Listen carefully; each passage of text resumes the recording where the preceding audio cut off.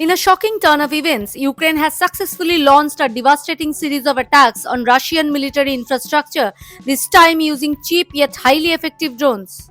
Recent Ukrainian drone strikes have destroyed multiple high value Russian bombers. Aircrafts worth hundreds of millions. Experts estimate the damage has already cost Russia billions of dollars. These drones, small, low cost, and often improvised, are now changing the face of modern warfare. But the real shock came with the destruction of a 19-kilometer long military bridge, reportedly hit by underwater torpedo drones. This bridge was no ordinary structure. It was used to resupply military arsenals, move troops, and connect strategic bases. Ukraine had targeted this bridge multiple times before, but now they finally succeeded. Such precise and high tech strikes raise questions. Is Ukraine getting help from Western intelligence agencies? There are growing suspicions of US involvement, with whispers of satellite surveillance, advanced targeting systems, and drone technologies being shared under the table.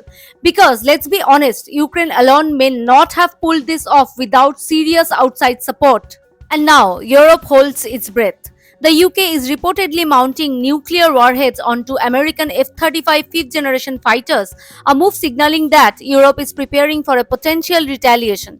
Russia, on the other hand, still possesses deadly capabilities like the oceanic intercontinental ballistic missile, which it has already deployed with devastating impact in Ukraine. But will this spark a European war? Not likely a world war, but tensions are at boiling point. France and the UK simply don't have the military manpower to match Russia's active and reserve forces. Without NATO, Europe stands little chance in a prolonged war. The only power that could tilt the scales is the United States. But here's the twist: America has never fought a direct war with Russia because both nations know a full scale conflict could be catastrophic for humanity. But if Russia escalates and Europe bleeds, the US may have no choice but to act, and when that happens, everything changes.